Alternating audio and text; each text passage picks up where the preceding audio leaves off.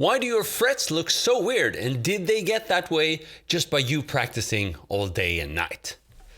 Hi there, I'm Chris, and we're going to try to answer all of those questions and probably many more right here and right now. So first of all, the frets are perfectly fine.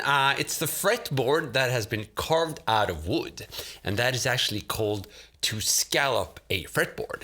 And the reason why you would want to scallop a fretboard is because your frets have been worn out to the point that you either need to replace them, or if it's a cheap guitar, you need to trash the whole thing.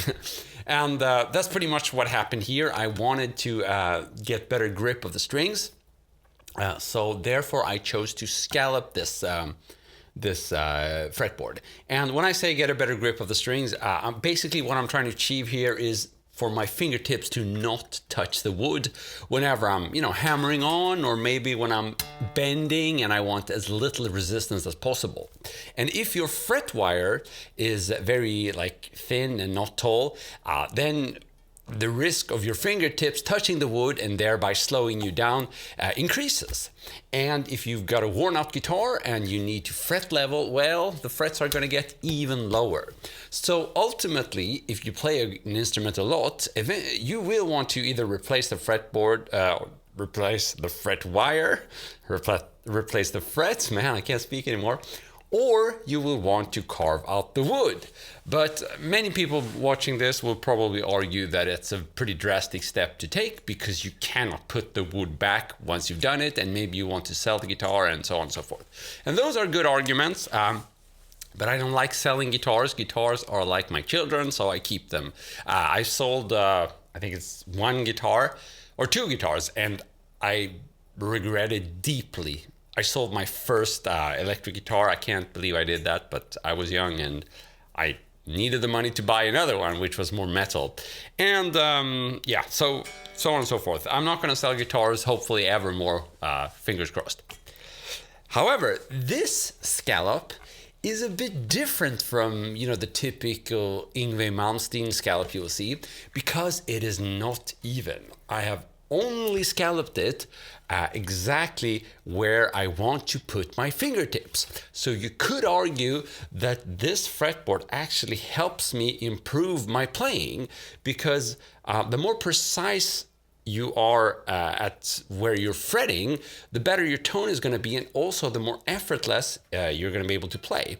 And if you put less effort into the fretting, that means you got usually more energy and stamina over for more important stuff.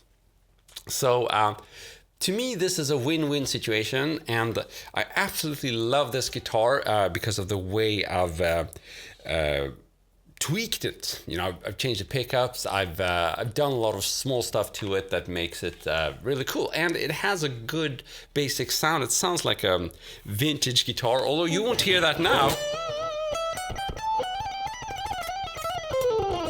because I'm not I have a high gain tone dialed in. But this is also the kind of sound that people associate with a scallop fretboard, right? We typically expect to hear some kind of shredding a la Yngwie Malmsteen or a la Ritchie Blackmore. And here's the thing, I'm no Ritchie Blackmore expert, but from what I understand, his scallops were actually more like the one on this guitar. And it makes sense, and this is pretty much my next point, because when you scallop, you remove wood, and when you remove wood, you always run a risk of messing with the guitar's original tone. So typically you want to remove as little wood as possible, especially if you're doing this to an instrument that you really love and you love the sound of it. Then you might either choose to not scallop it at all or go for a very gentle scallop. Now, I've seen some people that just scallop across the whole fret, but extremely lightly. And to me, that doesn't make sense, because you don't really get the scalloping effect if you do it that way, because you won't have any place where it's really deep and where you avoid the kind of resistance I was speaking about. Yet you do remove quite a bit of wood. So to me, that's like the worst of both worlds. So what I've done here, to me, is the best of both worlds. I've done a fairly deep scallop, but I've only done it exactly where, I don't know if you can see that, I'm gonna have to do this. I've only done it exactly where I fret, and my Sony camera does not want to cooperate. It just wants to make me look silly, and I think it did a pretty good job at that though, so we have to give it credit for that. Oh, there we go. But here you have it. There's the fretboard. And I don't know if you can tell, but the scalloping is only happening right next to the fret wire, which is exactly where I've been telling you guys to actually fret in my other videos, especially my shorts. You know, you should fret close to the upper fret wire because that's where you're going to get the optimal tone.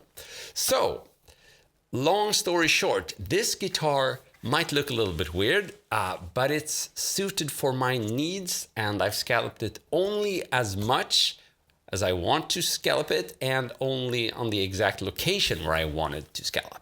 So it's not a coincidence, and it's unfortunately not the result of me practicing this to the point where the wood has disappeared. That would have been pretty cool. I think that's doesn't happen because what happens is that the fret wears out. And if your fret wire is so low, so you're actually removing wood when playing, then I would say your instrument is close to non-playable. So it would have been cool if it was only a result of me wearing out the wood through playing, but that's not what has happened here, unfortunately.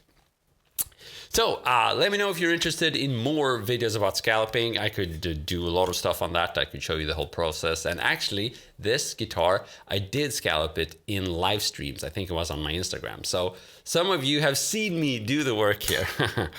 But yeah, I want to thank you for tuning in. You've been absolutely lovely as usual. And I've been Christopher Dahl as usual. See ya. Cheers.